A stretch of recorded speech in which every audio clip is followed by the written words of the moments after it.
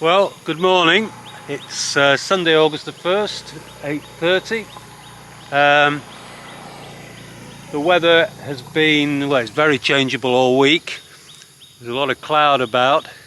It's currently 28 degrees. It was very windy on the beach this morning, but there's no wind here. And we're going to do a not particularly long walk. It's about 7.8 or 8 kilometers.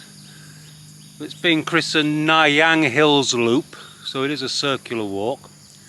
Very good view of the hill as I drove along this little road. On the way out I'll just stop and film that because you can see the hill very clearly, the one we're targeting. Although it's called Nanyang Hills Loop, that's in the same Nanyang as Nanyang Beach. We are a few kilometres away from it. Looks like we start off on this road, which I don't think is a through road, goes just to a village down there, and then we should head off up.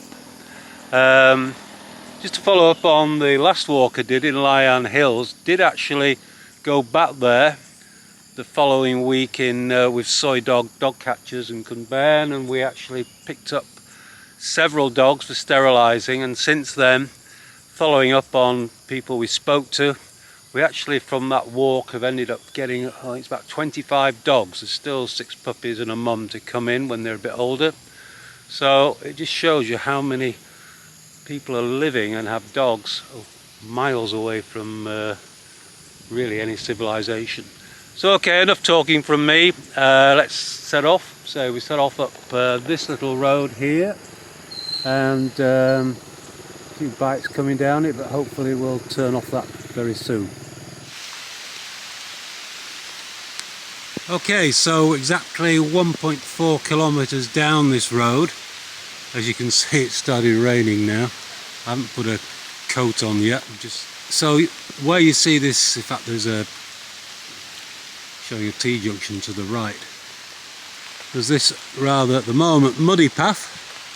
Turns off to the left. It's been literally this kilometre and a half. Literally all rubber trees, both sides, a few little houses dotted around. So it's where we'll turn off and I assume start to gradually climb up the hill. Hopefully this is just a shower. Don't want to have to put a coat on unless I'm forced. Well, it's very undulating, this path. It's sort of very up and down. See, just behind me there's a guy there cutting the undergrowth, but other than that it's it's very quiet. Some nice bamboos. They seem to be, it's nearly all rubber obviously. I guess at some point they might leave the rubber behind. I've not yet seen a profusion of wildflowers which is described on this walk, but again it could be now out of season for them. Or they could come later, we'll see. Now at this point you come to a little stream. It's not totally clear which way to go, but looking at the map you should start climbing uphill, which it does over there. So I'm going to cross this little stream and then ensure we're on the right path. If we're not, then just get a turning round. But if you're without GPS at this stream, for the time being anyway, cross it and head up. I have a dog accompanying me. Right at this point, the main path continues, as you can see, and then drops down. There's a little hut over there on your left at this point, and on the right is this far, sort of almost like a gully going up. Now that, according to the map, is the way we should be going, so that's the way we're heading. I'm not sure how long he will stay with us, this dog. You are running out of water. Nice little stream here coming down from the top of the hill, which we are getting towards now. You can just start to hear if not exactly feel it yet, the wind in the treetops. First fallen tree in our way. Somebody's nicely cut out the steps to help you get over it. If you don't want to, you can just pop down this bank and come round the other side, but we'll go over it. Okay, so we're now at the highest point of this hill, as suspected, because there was no mention of any view in the write-up of it. There are none. This is the view back the way we came. This should, I imagine, be the view over towards the sea, potentially Nyong Beach. Now, I just have wondered about trying to cut a way through and down this way a bit to see if a view opens up. But as far as I can see,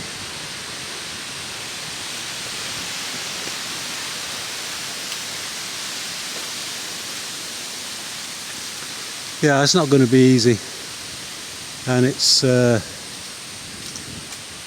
continues with trees, rubber trees, as far as you can see. So we're now descending. Oh, we've hit some nice breeze here. It's where hills sort of drop down and form a valley, and the wind's whipping through off the coast. That hill in front certainly is the one that sort of sits between Nai Ton and Nyang beaches.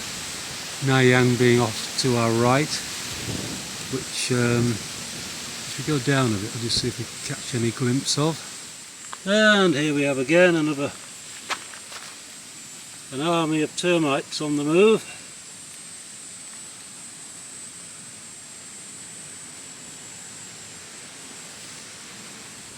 Okay, well, you've got a little bit of view of see the sea and a few buildings. That is the outskirts of Nyang. You won't be able to see this through the trees, but I think I can just about make out probably where the airport is. So, but that's as good as it's going to get. Okay, we're nearly 6 kilometres in now. I haven't bothered stopping. Main reason, there wasn't really anywhere nice to sit down. Everywhere's rather damp. But then again, so am I, so I suppose that doesn't really matter. The path here again very distinct, and it's a bit like when coming the other way. It sort of undulates up and down a bit, but very straightforward. Speak to you when we get to the end, I think. Nearly back at the car now, and go over there cutting the sort of undergrowth grass between the trees. I guess it's to make it easier for them when they're actually collecting the rubber, and less likely to run into snakes, because if you look here, this is sort of the next area, all the trees look as though they've been tapped, but you can see what happens if they don't cut it. I wouldn't particularly want to go wading through there collecting rubber.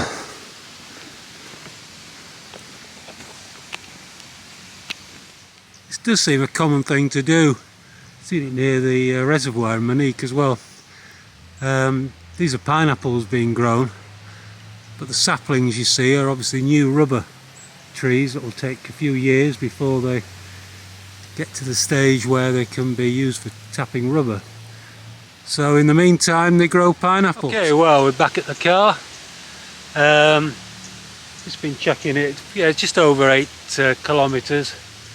And yeah, the guy who mapped this originally and put it up on All Trails gave it 5 stars. A couple of people have given it 4. I think that's as much as I'd give it. The guy originally mentioned a profusion of wildflowers. Well, obviously I've not seen any, and that's probably down to the time of year. It is, though, I'd say it's a very good walk for somebody that wants not too difficult to walk, just a nice steady, with a nice steady climb. It's a good introduction walk.